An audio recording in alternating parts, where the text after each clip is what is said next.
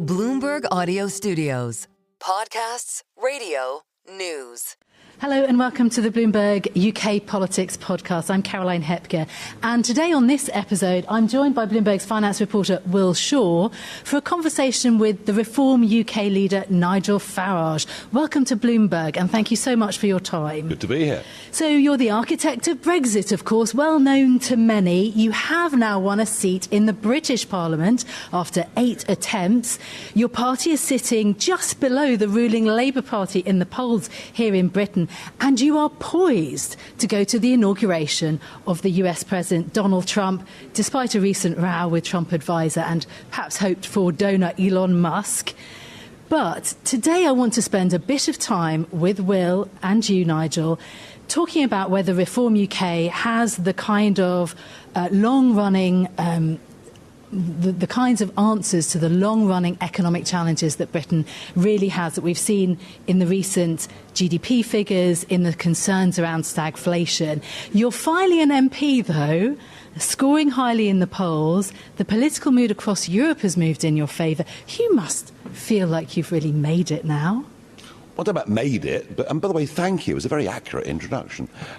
We're doing well. We're on the up. And do you know why? Because we're optimistic.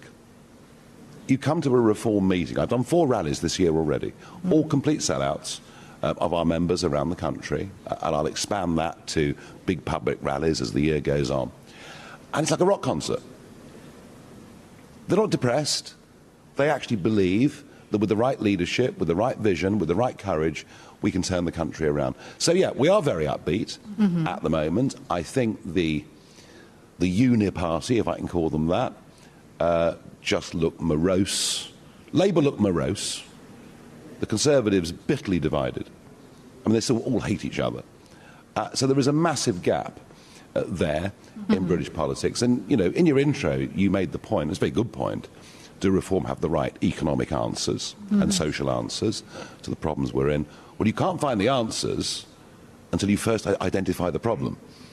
And I think we've had so many policy missteps over the last couple of decades.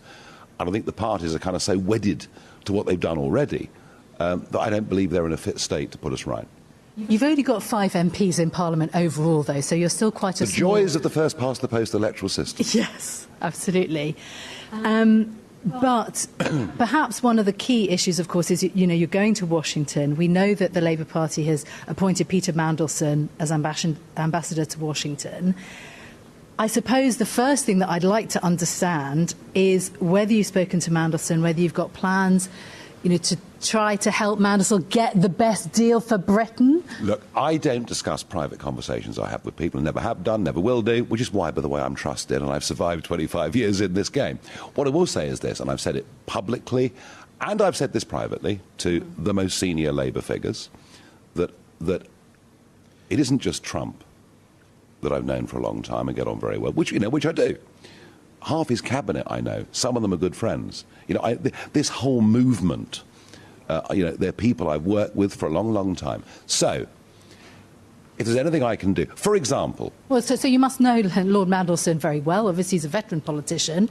So what do you think of his appointment? And of course, Mandelson and I were in Brussels at the same time, yes. You know, when he was a commissioner there. Look, Mandelson is bright and clever. Wily possibly too. Nobody can ever doubt that Mandelson is not a good operator. I mean, he was part of the genius behind, you know, New Labour and the rebranding of the party. All I would say is this, that if you really want to get on with the Trump administration, you need somebody who is an entrepreneur, you need somebody who's a businessman or businesswoman, you need somebody who thinks outside the box. And kind of what we're doing is we're going down the traditional Foreign Office governmental route of appointing somebody from within our governing circles.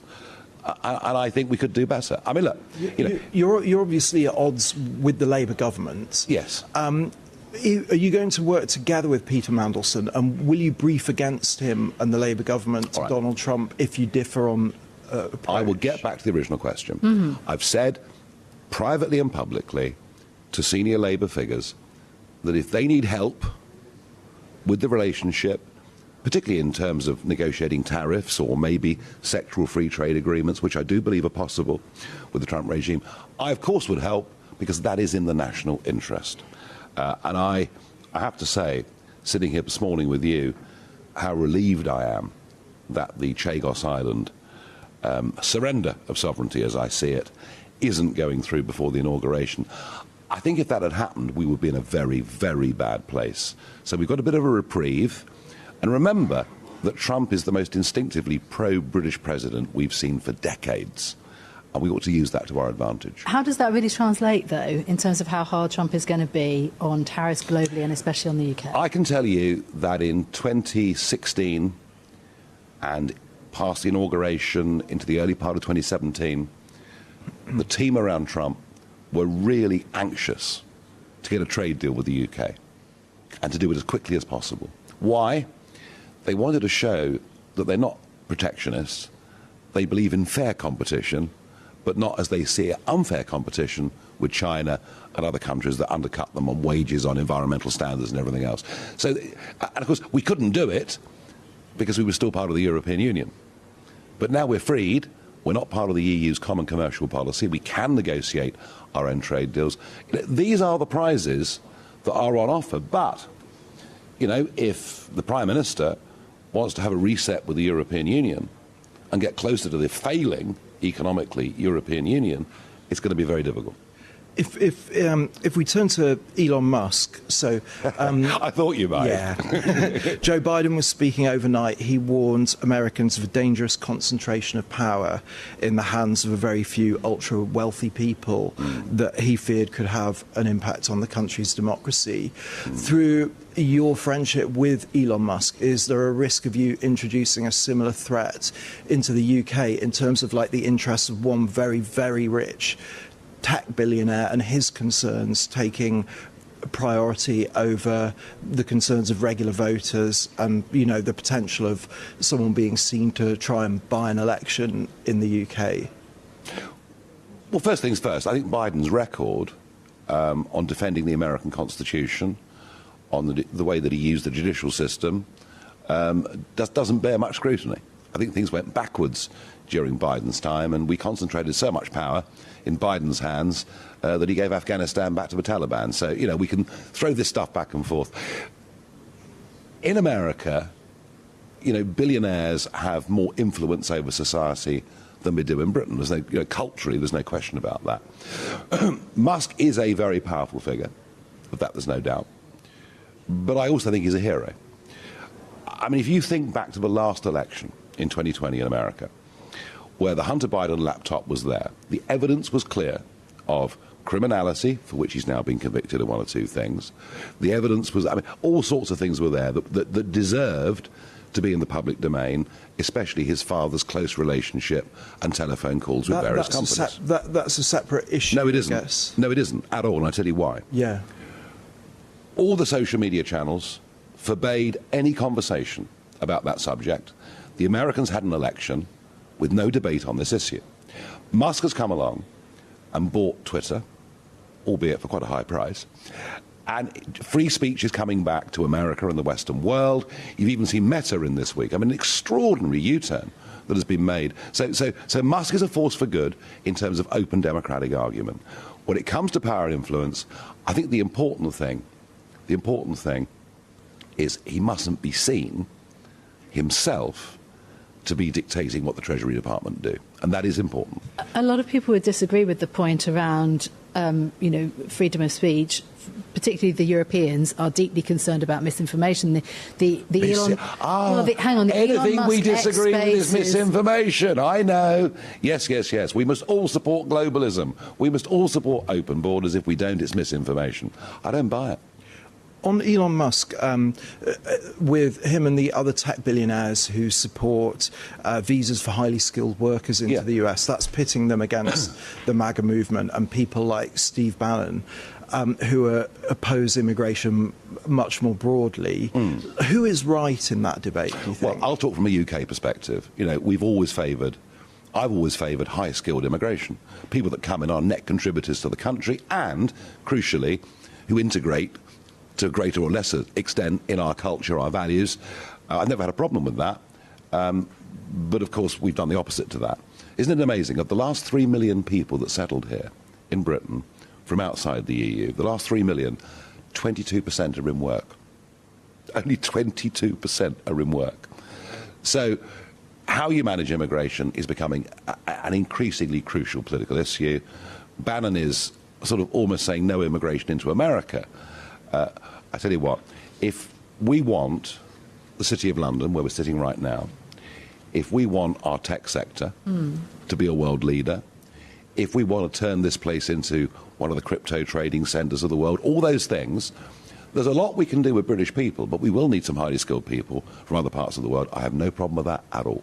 The issue with that, though, in terms of the immigration debate, is that on the one hand, your manifesto ahead of the election last year talks about freezing immigration. No. Hang on. Let's just be clear about what we're talking about.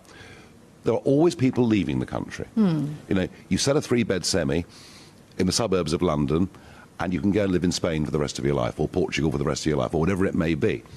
What we're talking about is not to have overall population explosion due to immigration. So there's still plenty of room for people to come on either work visas or, in some cases, come to settle. So I'm not, you know, we are not putting up the barriers entirely. What we are saying is that low-skilled migration and those people bringing dependence has net been a negative for the UK economy. How is that any different from the policy that this government and the previous government have tried to enact? Because that's what they told people in manifestos and then did the complete opposite, which is why we're doing well in the polls. Trust has gone. Don't forget, the Conservative Party in 2010, 2015, 2017, specifically in the manifesto, said net migration of tens of thousands a year. In 2019, we've got control of our borders back with Brexit. Numbers will be lower. And the 2023 number, before the revision, and by the way, all the revisions are upwards, is nearly 1 million. This is where we are. The biggest problem that those two traditional parties have is trust. If we turn to the UK economy, Britain obviously has got deep-seated and long-running economic problems.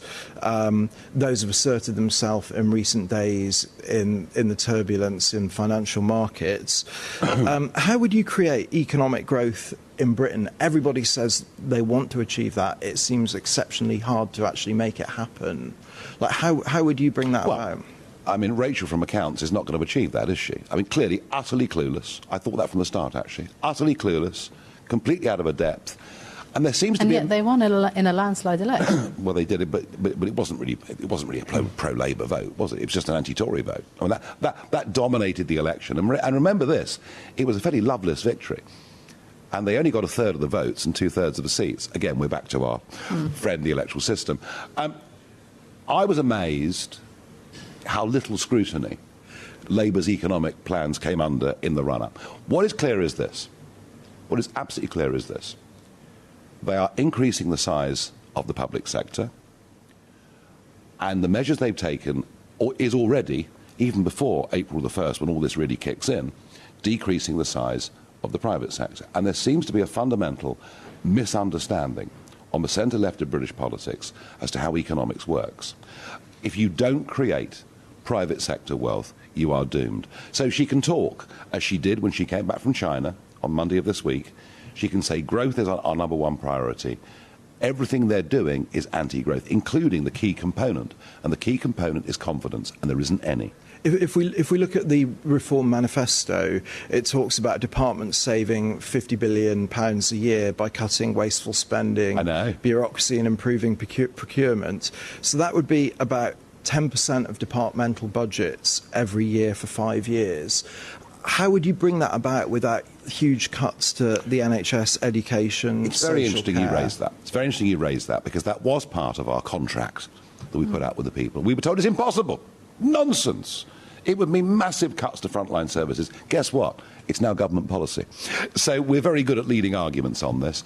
What I have no doubt about, and this is going to be difficult for some industries to accept, and I think there could be the next big battle with the trade unions will be over the use of AI, the use of advanced technology, and how actually we can increase productivity with fewer human beings. And therein lies your real answer.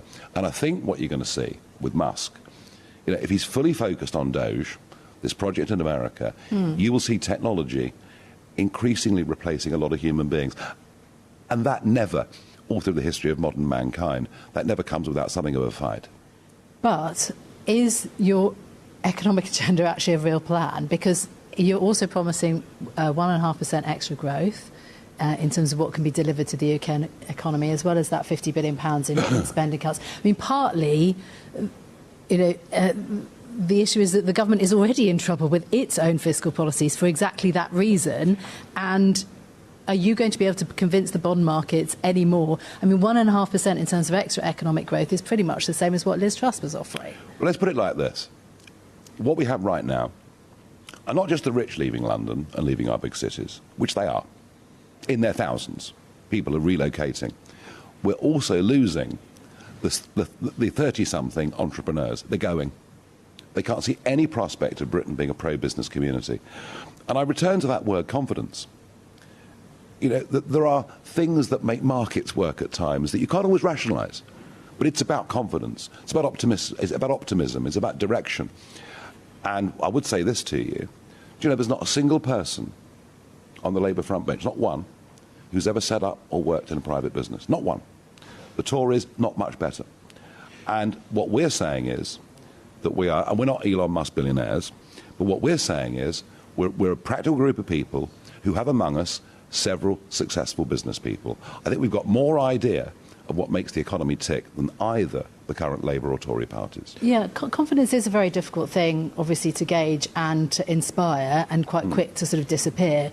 But the thing about your economic policy, can you sell this to voters? Can you actually sell a plan that is promising a lot of growth, which may or may not happen, but is definitely offering enormous tax cuts now, which definitely brings in less money to the revenue? Well, let's be clear about the tax cuts. Would bond markets buy that? And also, that it does mean effectively cutting the size of the state, and that is definitely not clear in your manifesto. There's 4.2 million adults now on health-related benefits in the UK. Do they have to go back to work? I mean, we need carrots in a reform UK world. We need carrots and sticks, right? But does the electorate know that that's actually the stick? Hang on. The carrot's very easy. The big tax cut we want is to raise the threshold at which you start paying tax up from £12,500 a year to £20,000 a year. That is the big... That is enormously costly. You cannot do that without massive cuts to government. That is enormously costly, unless what it does is give people on benefits the real incentive to go back to work. Because the number of doors I've knocked on... So how is that electorally possible? It's a little bit like Javier Milei's plan. It is very difficult to sell that to a broad swathe of the I would say to London-based media, come out and knock on doors in the poorer parts of the country. Because the number of people that have told me to my face, I want to go to work. I want us to be better off as a household. But as soon as I work more than 16 hours a week, I lose all of my benefits. There is this terrible welfare trap. So you think that tough message of get back to work is actually very palatable to the British population? For example, I mentioned Argentina, Javier Milei, which again, by the Republicans and Donald Trump and Elon Musk, think that has been immensely successful, and a lot of markets that might agree. I do. Yeah, and you do too? I do, yeah. The cost of that economic success that is not as well touted is that poverty within Argentina has jumped from 40% of the population to 50% of the population. That is the cost of doing that. Well, what I'm trying to do is keep people a way out of poverty by making work pay. And I accept that it comes at a big initial cost. I absolutely accept that. A big initial cost on day one? I absolutely accept that. But I also think the stick, there has to be a stick. I mean, what is all this nonsense about 4-day weeks, work from home? But how can you get to number 10 on that promise to the electorate, that you have to get back to work? Anybody who's suffering from depression, who has benefits coming in, you have to give that very hard... Would they vote for Reform UK? What about the working population? What about those people I see on the M25 at 5:30 on a Monday morning, right? Heading off to work, working much longer hours than their parents or grandparents ever did, paying ever higher burdens of tax. What about them? No one ever talks about them. No one ever talks about hard-working Britain and the burdens they're under. And you know what? I think they'll vote for us. I really, really do. And I think you'll find there are people on benefits who know they shouldn't be on benefits, who will see what we want to do as being a way to help them to be better off. But if your voters had read the manifesto, which you call a contract with voters, do you, as well as we have, do you think that that is actually what is being communicated on the doorstep? I think more would have voted for us. I suppose we need a bit of honesty about this. Why don't we tell young people at university and at school that actually the only way you'll ever succeed in life is to work hard? That hard work is good, success is good, making money is good. We need a change of culture. The people that you're talking about meeting on knocking doors, of course, that's extremely important. Those people do need the numbers to add up if your policy is going to work and is going to benefit them in real terms. The IFS said of the proposals in the Reform Manifesto, spending reductions would save less than stated, that tax cuts would cost more than stated by a margin of tens of billions of pounds a year. The problem is if you don't have the kind of rigour of the economic plan, you can't help the people that you're making the promises. Well, you can, because there are many other things you can do. We talked about cutting the size of the public sector. I talked about the use of AI. I've talked about procurement changes and cuts already. But the thing we're all forgetting is the just enormous dead hand of the quangocracy on everything from financial services to fisheries. The extent to which businesses are scared on a day-to-day basis, scared that some unaccountable person comes in, tells them they're doing everything wrong, demands extra costs for them. Again, you see, unless you have frontline politicians who are actually in business, they don't understand what this is doing. There may be a case for cutting regulation here in the UK, but you're not going to find £50 billion by cutting quangos. That is simply not possible. This is causing but the idea also is that Britain has been through this now twice. The promise of cutting taxes now and feeling the benefit later, cutting taxes now and getting growth later. It did not last for Liz Truss. The October budget, even though it was much more conservative with a small c, also has not withstood the market pressure very well either. And so that's why we go back to the figures. The figures are not credible. You're offering something that's not possible to deliver. You will notice that actually, on tax, for example, which you both talked about to me, that we're being much more cautious than Liz Truss was. Liz Truss was going for big bang, right? Everything at once, and clearly way too much at once, without corresponding initial spending cuts. Had she put big spending cuts in, although some may have objected to it, it might have been a different outcome. What we are saying is we want to reduce the overall burden of taxation. Right, yes, but the first big tax cut, the important first tax cut, is that one at the lower end of the tax spectrum. All right, so we're not promising everything at once. Okay. There are a whole number of other very big pledges in terms of, net zero. We might get into that later. Well, why not? One that is very, very much of interest to our audience. Speaking to an investor audience, the manifesto talks about slashing interest payments on what the Bank of England pays to commercial banks for the QE programme. I mean, it's something that does have some support. It's a racket. OK, that's your view. It does have some support amongst economists. You basically pegged the savings at £35 billion. Some economists say, yes, you could do that. Barclays, for example, £20 billion. That's the problem also with the figures, is that it promises more than it could deliver. How could you keep control of your monetary policy if you don't pay the banks? Give us credit. OK. Give us credit. We were the first people on the political stage to expose this racket. Yes. Nobody else even talked about it because they've been living on QE like a drug addict. All right, so we're actually quite good at putting some arguments and putting some debates out there that nobody else dares to have. And whether Barclays say 20 or 30 or whatever they say, it shows you that we were in the right ballpark to begin to expose what was going on. But can you just be in the right ballpark? Well, look, we weren't going to win the last election. What we wanted to do with the contract was to set out our vision broadly of where we want to go. Now, the responsibility that is upon me now is very, very different. We're now in a completely different place, and I fully accept that I fully accept the point you're making, that between now and the next election, we've got to be more specific rather than general. I fully accept that.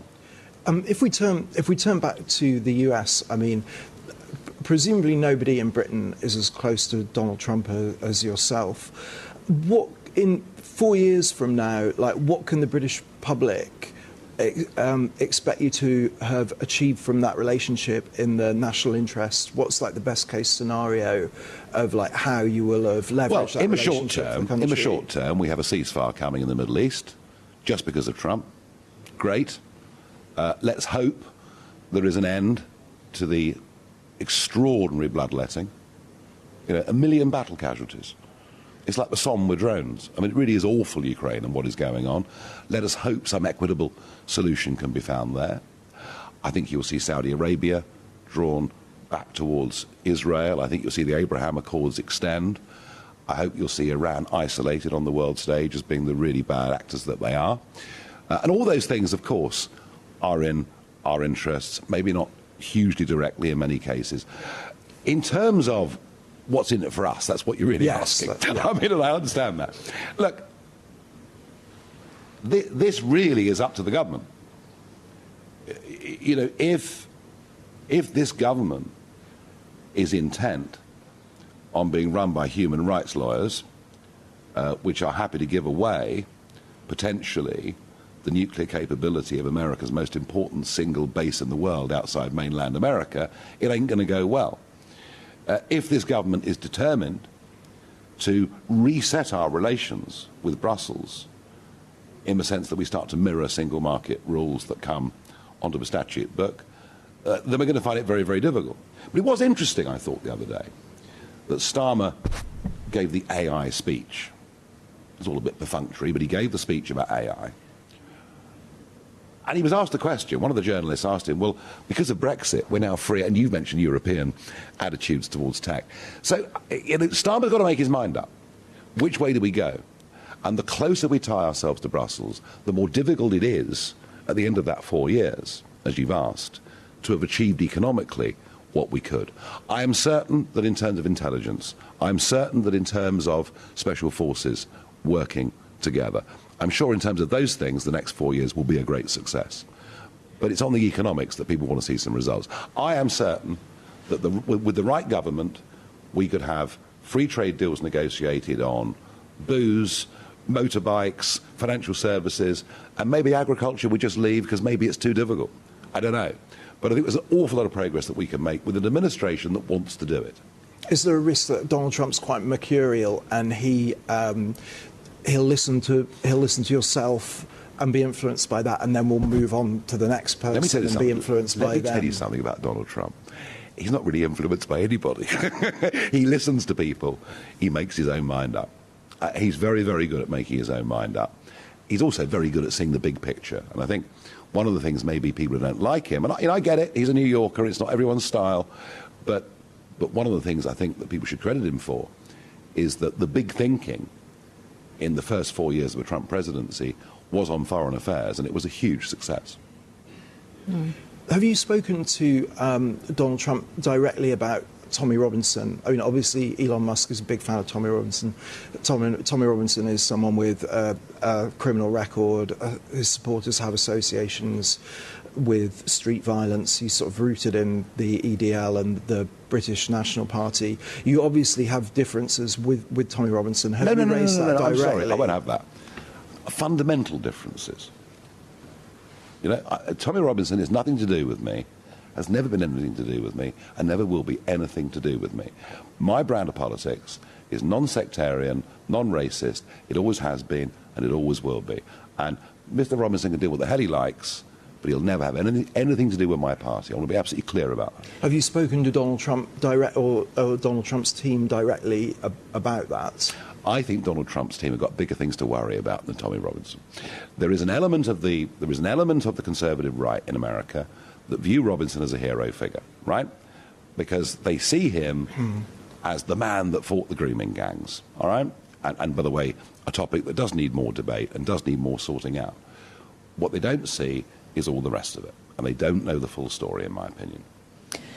You talk a lot about your close relationship with the US and how important that relationship is. Our closest trading partner is still the EU. Only in your mind. I mean, our biggest country relationship is with America. But not trading. No, well, Germany's a country still, isn't it? Yeah. Well, there you are. The So, EU as a whole. Who's the biggest foreign investor in Britain?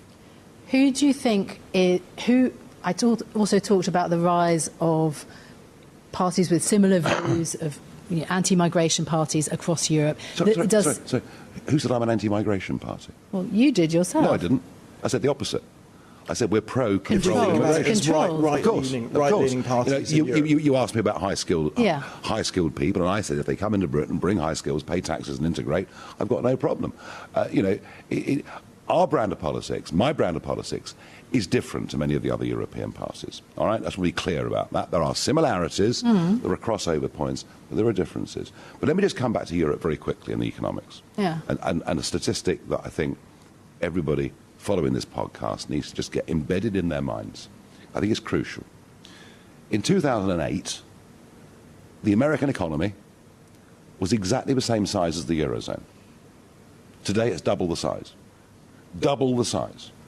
And that's what you get if you have economic policy based on idealistic but unrealistic net zero goals. Over-regulation, welfareism as being a really good alternative to going to work, and that's what you've got, a failing Europe. One of the reasons I wanted Brexit was to give us an opportunity to get away from that failing model. I'm not saying we have to be identical to America, but I think in terms of business culture, there's a heck of a lot we can learn. Okay. Nigel Farage, thank you so much for your we time. We could have gone on for hours. Well, I know. I've got a whole other sheet of questions. It just started. Yeah, Nigel Farage, thank you so much for joining us on the Bloomberg UK Politics podcast.